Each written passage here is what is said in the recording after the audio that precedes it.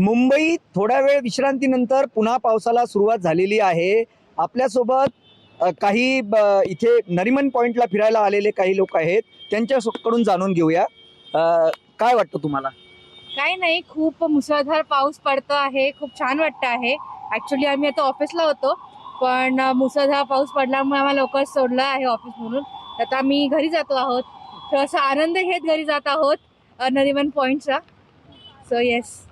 तुम्हाला काय वाटतं, सकाळी येताना काय त्रास झाला तुम्हाला पावसाचा? आम्ही सकाळी आलो तेव्हा ट्रेन्सचा खूप इश्यू होता. ट्रेन्स बंद झाल्या होत्या, लेट होत्या. आमची मैत्रीण तर 1-2 तास अटकलेलीच होती ट्रेनमध्ये.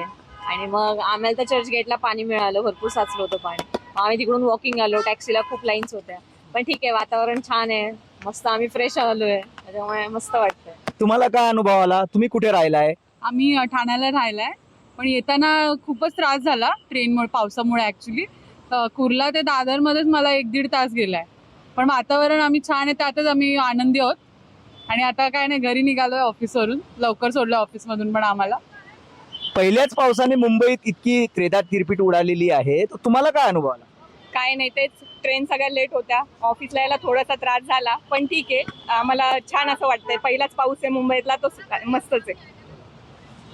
सकाळच्या पावसामुळे ट्रेन जरा विलंबाने धावत होत्या, पण तरीही आम्हाला इथपर्यंत आम्ही पोहोचलो आणि या पावसाचा खूप आनंद घेतोय. कॅमेरा पर्सन शिवाजी काळेसह ताजेश काळे, टॉप न्यूज मराठी, मुंबई.